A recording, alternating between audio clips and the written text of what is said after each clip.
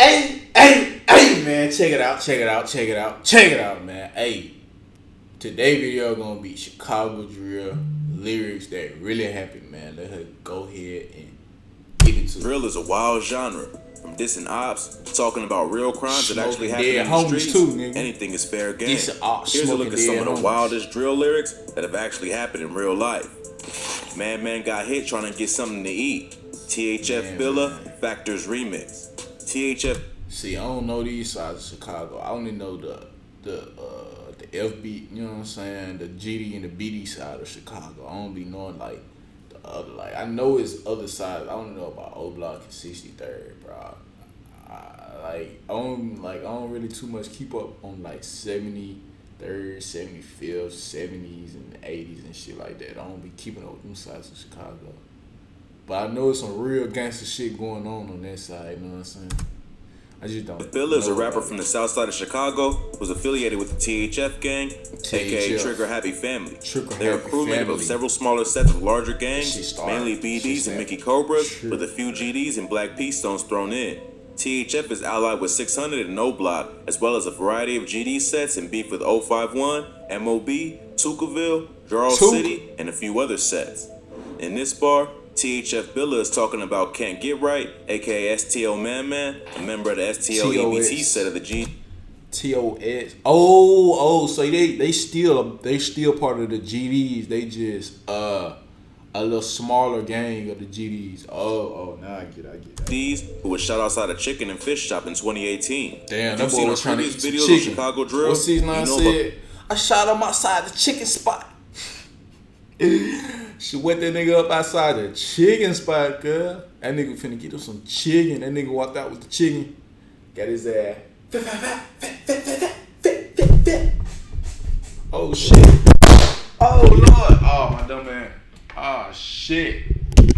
I done dropped my damn... Man, I'm trying to be cool and shit. Drop my damn mic once again, bro. Drop my damn mic, man. Drop my damn mic trying to be cool and shit, bro, man. But the war that's been going on between the O Block set of the BDs and the STL EBT set of the GDs, aka Tukaville. Man was just another casualty in this bloody war. He was known for being FBG Duck's right-hand man, who was also shot in the same incident but survived.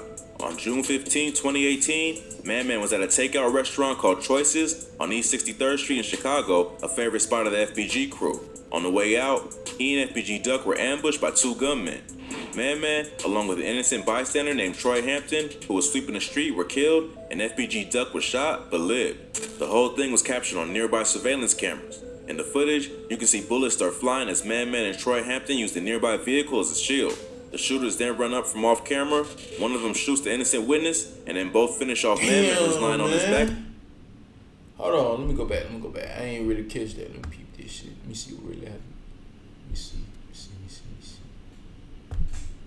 And FBG Duck was shot but lived. The whole thing was captured on nearby surveillance cameras. In the footage, you can see bullets start flying as Man and Troy Hampton use the nearby vehicle as a shield. The shooters then run up from off camera, one of them shoots the innocent witness, and damn, bruh. Them niggas trying to hide behind there, and then them niggas ran up. And then both finish off Man who's lying on his back on the sidewalk. Even though the shooting was caught on camera, no one was ever arrested for the murder. Although it was rumored to be two members of O Block. It's not clear whether the shooting was direct retaliation for something that Man did, or whether he was just another casualty in the ongoing feud between STL and O Block. Man is rumored to have been responsible for the killing of an O Block member named Chino. Allegedly, I heard of Chino. I heard of his name before. Entered op territory to visit some of his family members in an area called No Love City. Man, along with two members of the TW set of the GDs, named Poppy and TB, spotted Chino as they were driving and shot him from the car. Man was also rumored to be responsible for the killing of an O Block member named Big A, but this rumor ended up being false. Big A was allegedly responsible for the murder of K.I., a female shooter from the STL EBT set. But if y'all know anything about K.I., y'all know that girl really out here. Bruh. They said she had 17 bodies at the age of 17. This girl had the amount of bodies as her age, bruh. And she was a real savage. Initially, man. it was rumored that FBG Brick spotted Big A and told her brother G.I. where he was at. G.I. just happened to be with Man Man at the time, and many thought they were responsible for his death. But court documents later revealed that Big A was actually killed in a shootout with 3 ops in an unrelated incident. So it's possible that Man Man was killed over a false rumor. But it's also possible that the shooters caught him lacking and decided to ambush him because of his affiliation. Even if he wasn't actually responsible for some of the murders he's been tied to, he was still close with some of the top members of FBG, like Loski and Duck, which made him an automatic target. The tragic thing was that Man Man seemed to be trying to turn his life around before he was killed. He got a legal job and was trying to leave the streets alone. But in Chirac, the ops don't care if you're trying to lead a game. If they catch you lacking, they show no mercy. But if you thought that was crazy, this next artist raps about a pair of twins he grew up with who were both killed on the same day. Came and left the same day. R.I.P. the twins. A King's Nightmare. Polo G? Damn, bro. I ain't know Polo G be dissing his ops, cuz. Bro, like, Polo G music so good that you don't even notice he disses. I ain't know Polo G be dissing his ops, man. I ain't know he diss ops. Polo G. Polo G is a rapper from the Marshall Fields Apartments in Chicago. He's allegedly affiliated with a set called 1300 Setville TTG, which reps both Mickey Cobras and Vice Lords. The set is actually an alliance of 2 smaller sets, 1300 Tim Tim Gang, associated with the Vice Lords, and 1300 Snakebite of the Mickey Cobras. Polo G is known to shout out Tim Tim in his songs, leading many to believe he mainly reps the Vice Lords. Polo G is one of the hottest up-and-coming rappers currently in the game, earning himself a #1 on the Billboard charts with Rap Star and a Lil Wayne feature on the track Gang Gang. The rapper has a sound that is more lyrical and melodic than traditional drill, but he still comes from the birthplace of the genre, and his music contains similar themes.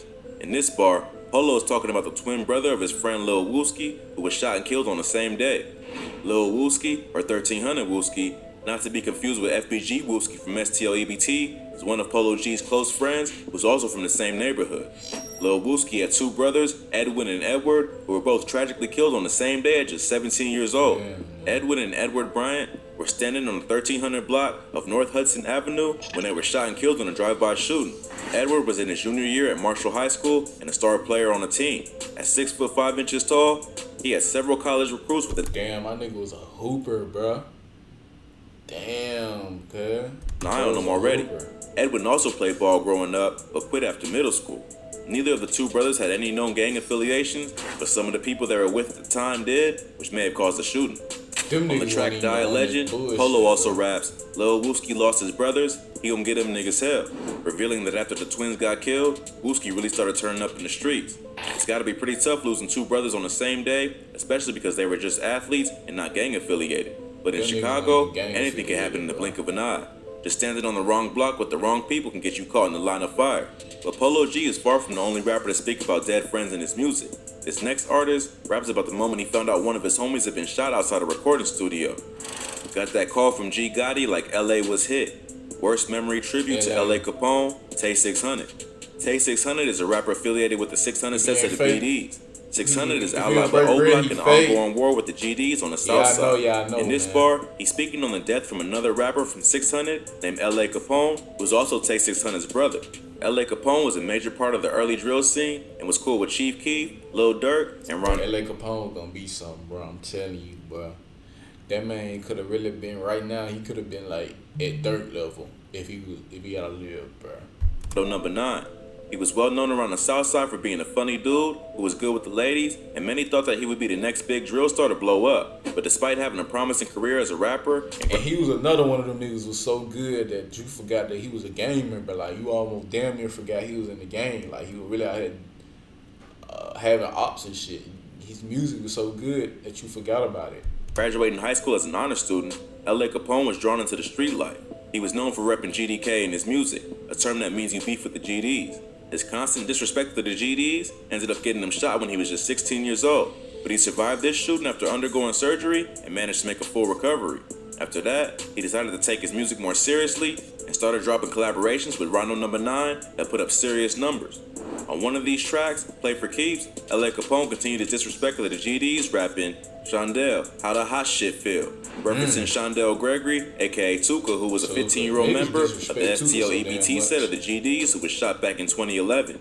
L.A. Capone was a major target for all the disses he put out and the reputation he had built for himself in the city. Like many up-and-coming rappers coming out of Chicago, L.A. Capone's life was cut short after ops got the drop on him outside a recording studio. On September 26, 2013, L.A. Capone was leaving the studio when he was ambushed by a shooter as he was looking for his ride home. He was in an alley near 70th Street and Stony Island Avenue when a gunman approached him on foot and shot him 4 times, hitting him in the thigh and lower back. LA had just turned 17, and it was almost a year to the day since the last time he'd been shot. He was brought to the hospital to undergo surgery, but had lost so much blood that he was later pronounced dead. Police ended up arresting 3 men for the murder, and they all eventually confessed. Surprisingly, the killers were not members of the GDs, but of another gang known to be for 600 called the 051 Melly Gang, a set of the Mickey Cobras. Many people thought that L.A. Capone had been killed for repping GDK and disrespecting Tuco on a track with millions of views, but it turned out that his death was just payback for the murder of a dude named 051 Fathead, who was allegedly killed by a 600 member named C-Day.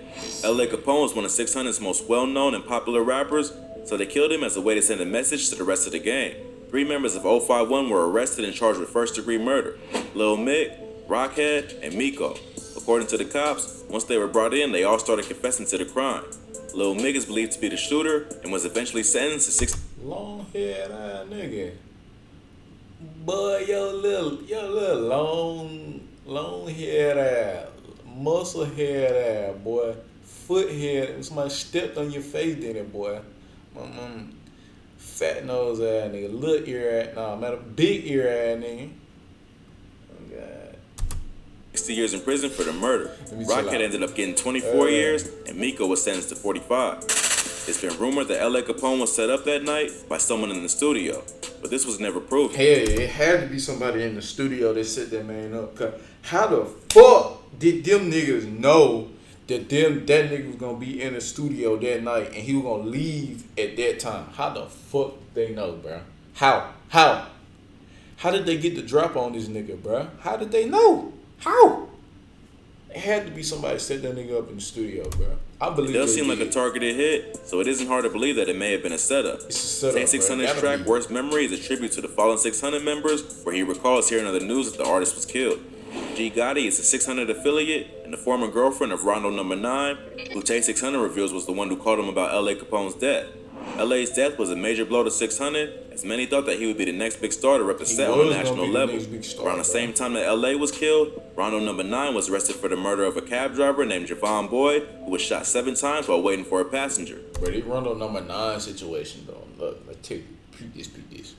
Rondo No. 9, bro, like, he did his shit, like his shit was, his murder case, that shit was sloppy as hell, like them niggas, like, bro, like the phone, like, bro, I can't really explain it. Like, they left the phone, he went to go pick, they say he went to go pick the phone up, he dropped and all type of shit. Like, bro, like, nigga. No wonder Rondo was later convicted of the murder and sentenced to 39 years in prison. Ironically, he's serving his time in the Menard Correctional Center along with fellow 600 member C-Day and none other than Lil Mick, L.A.'s killer. L.A. Capone's death and Rondo's arrest were major blows for 600 on the rap scene. But at least they had dudes like 600 Breezy and Tay 600 to carry on the legacy, as well as 600 allies like Keith and Dirt. To bring it all full circle, THF Billa actually mentions the hit on 051 Fast that allegedly led to L.A. Capone's death on the Factors remix mentioned earlier in this video. Fast wanna walk to the store with a bitch, the van busted a U, then he got his ass swissed. THF Billa got his ass swissed. Jesus. Factors remix. In June 2012, 051 Fast, aka 051 Fathead, was walking to the corner store with his cousin. As they were walking, a gray van pulled up, and the driver and passengers were staring right at them. Fats and his cousin kept walking until the dudes in the car started firing off shots. Fats was killed, but the cousin survived and was able to identify the shooter as the passenger in the vehicle. Fats was allegedly killed in the ongoing beef between 051 Money Gang and 600. C-Day from 600 is said to be the killer and did it in retaliation for the murders of 600 members Shaq and Tricks. Fathead was only 15 at the time and was not believed to be behind either of the murders, but rumors have gone around that Fathead was claiming credit for Shaq's murder. Either C-Day believed him, or he just killed him to prove a point about claiming bodies for clout.